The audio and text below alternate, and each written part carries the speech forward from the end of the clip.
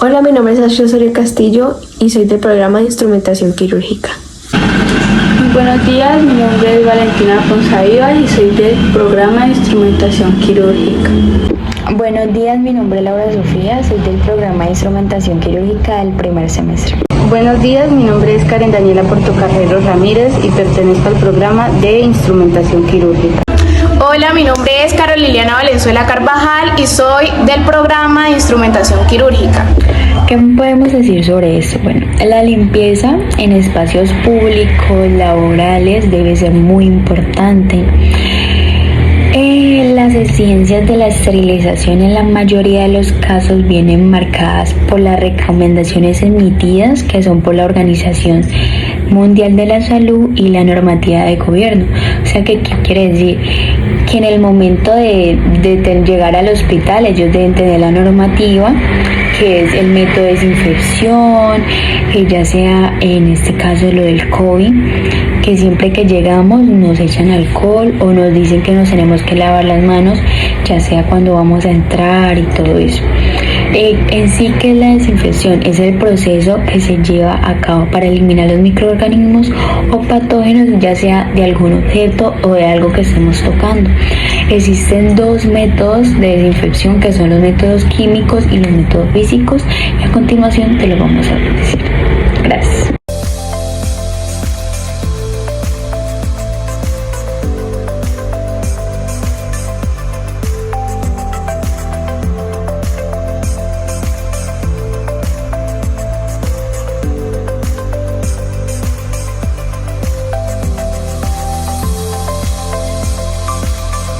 Yo y mi compañera Valentina Ponzal les vamos a hablar sobre los métodos físicos de desinfección.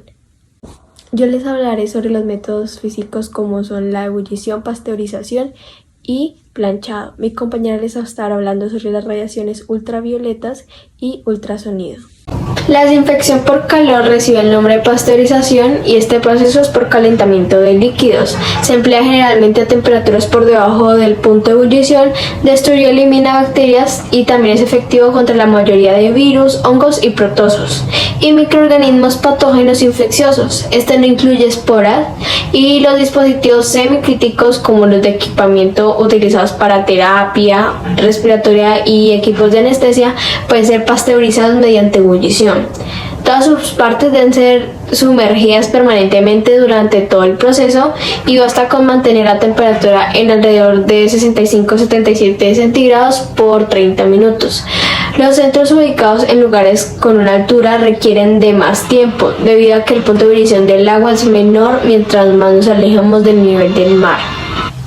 La inmersión del agua hirviendo de dispositivos resistentes al calor por cerca de 10 minutos puede disminuir sustancialmente la carga de patógenos, pero esta práctica nunca debe ser considerada una forma de esterilización. La pasteurización y hervido son métodos de baja tecnología y libres de químicos. Por ebullición tenemos que los objetos se sumergen en agua hirviente y se mantiene la ebullición durante 10 minutos, con lo que se consigue una desinfección de nivel más elevado o de alto nivel. El agua caliente a la temperatura de ebullición, por ejemplo, destruye las principales bacterias causantes de enfermedades y que no son formadoras de esporas. Por otro lado tenemos el planchado, que es un mecanismo efectivo para la desinfección de la ropa. La temperatura debería ser de entre 100 y 150 centígrados durante 15 segundos y los expertos ya han dicho en más de una ocasión que para matar el virus, cuanto menos temperatura, más tiempo tiene que estar la ropa expuesta a ella. La plancha alcanzando temperaturas entre 180 y 220 centígrados es una potente arma de esterilización. E igual se pueden controlar los parásitos y las bacterias. Se pueden controlar los virus. El SARS-CoV-2 sería incapaz de soportar temperaturas tan extremas de manera normal. El virus puede aguantar un día entero en la ropa, es más, llega a resistir varios días en superficies como botones o cremalleras. Pero sus proteínas a 70 centígrados se desnaturalizan en 5 minutos. Bajo los 220 centígrados de una plancha de vapor actual, el virus se inactivaría en una fracción de segundos. Un vaporizador a alta temperatura podría usarse en cortinas, en la tapicería de los muebles, colchas de habitaciones de hotel o en manteles de restaurantes. Son sitios que, si han entrado en contacto con un infectado, podrían tener una carga viral. Desinfectar ciertos tejidos es vital para que no se suponga un aumento de contagios.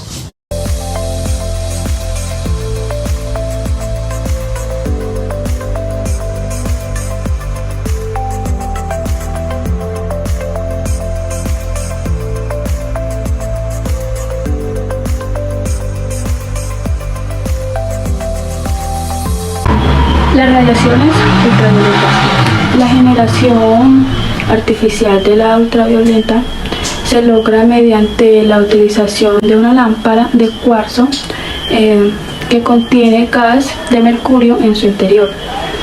Cuando se genera una corriente eléctrica entre los poros de la lámpara, se produce una ionización provocando que los átomos del gas incrementen sustancialmente su energía. Asimismo, el calor producirá incremental de la gas y la mayor excitación de electrones, haciendo que estos salten y se desplacen en diferentes líneas de longitudes de ondas, hasta el punto de convertirlos en fotones de luz. Esta energía de fotones que se irradian en forma de luz es la que actúa como germicida, eliminando microorganismos transportados cuando estos son atravesados por la onda de luz. Al penetrar la pared que protege la información genética del microorganismo, dañando así su estructura. También estos sistemas para desinfección ultravioleta pueden destruir efectivamente los contaminantes biológicos y químicos, tales como el moho, bacterias, esporas, virus, polen, alergenos, humo de cigarrillo, olores de cocina y olores de mascotas, humo diésel y compuestos orgánicos, volátiles y miles de contaminantes presentes en el aire.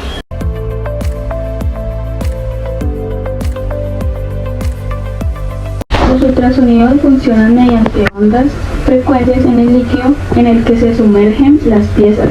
Las fuerzas de tensión rompen los enlaces mecánicos e iónicos de todas las partículas alojadas en las superficies de las piezas sumergidas. Este proceso garantiza la eliminación de la suciedad alojada en las piezas. Incluso con lugares de difícil acceso, todo rastro de suciedad es desprendido y queda disuelto en el fluido. También la limpieza por ultrasonidos se aprovecha del efecto conocido en mecánica de fluido como cadicación. Las ondas ultrasónicas son producidas mediante eléctricos, piezo cerámico y transferidos al líquido, agua o solución acuosa. Estas provocan la creatividad. Las funciones de ultrasonidos. La desinfección por ultrasonidos, además de eficaz, es rápida. No hay necesidad de grandes periodos de tiempo para lograr los resultados. También el lavado por ultrasonido garantiza la totalmente desinfección del instrumental médico. Significa que todas las bacterias son eliminadas, así toda contaminación de biológicos. También la máquina de limpieza por ultrasonido es dedicada con los materiales durante todo su trabajo. Este dispositivo se administra un chorro de agua que genera ultrasonidos y burbujas.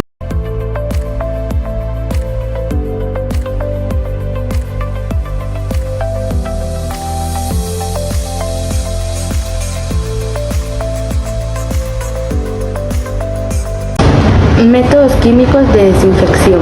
Este tipo de métodos son los que más se llevan a la práctica debido a que son muchos más usuales y fáciles de aplicar. Su única desventaja es que no garantiza la eliminación de los microorganismos por completo. Se puede diferenciar dos tipos de tipologías diferentes de desinfectantes químicos. Por ejemplo, si se trata de inhibir la proliferación en seres vivos, se emplearán antisépticos, y si es por el contrario y queremos desinfectar objetos inanimados, los productos que se usarán son asépticos. ¿Qué son asépticos o desinfectantes? Son productos que tienen el mismo objetivo que los antisépticos, pero se usan para desinfectar objetos. Se usan para limpiar superficies o instrumentos instrumental quirúrgico. Su funcionamiento también puede ser de dos tipos. Pueden actuar para eliminar los microorganismos o inhibiendo su crecimiento. Su eficacia se basa en la concentración y el tiempo de reacción, es decir, el tiempo en que se deja en contacto con el objeto o la superficie. Existen tres tipos de desinfectantes. Desinfectante de bajo nivel, que son los que eliminan muchas bacterias y hongos, pero no son efectivos con esporas ni virus. El desinfectante de nivel intermedio. Este elimina bacterias, hongos y algunos virus, pero no todos. Y el desinfectante de alto nivel elimina todo tipo de microorganismos. Para su uso es necesario una buena ventilación y un buen enjuague, ya que pueden resultar muy irritantes y tóxicos.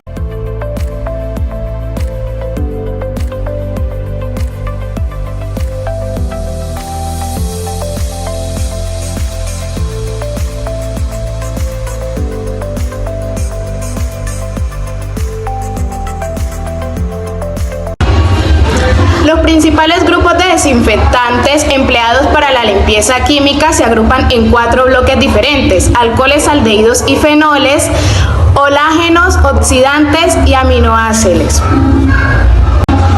Bueno, les voy a hablar un poco sobre los alcoholes, aldehídos y fenoles. Son los desinfectantes más comunes y actúan sobre los microorganismos destruyendo la membrana celular. El etanol se utiliza en concentraciones superiores al 70% en spray o en desilusión durante al menos 20 minutos. Son efectivos contra patógenos y bacterias. Los aldehídos se emplean contra bacterias, virus, hongos, esporas y parásitos. El formaldehído se disuelve entre un 4% y un 37% y actúan tras 10 minutos de contacto. El glutaraldehído se disuelve en 1% y el 50% y resulta efectivo tras 10 a 12 horas de reacción. Ahora les hablaré un poco sobre los amoniacales. Se usan en concentraciones entre el 1% y el 10% y son efectivas entre 20 a 30 minutos de contacto y hacen concentración en bacterias y algunos virus, pero no reacciona contra los hongos. Ahora les hablaré un poco sobre los halógenos. En disolución del 1% y el 10% es necesario dejarlos actuando durante 10 a 15 minutos y son efectivos contra la mayoría de bacterias, virus y hongos. Ahora les hablaré un poco sobre los oxidantes. Los oxidantes más utilizados últimamente son el peróxido de hidrógeno o el oceno. Se utilizan en concentraciones entre el 10% y el 25% y el tiempo de contacto necesario es de entre el 20 minutos.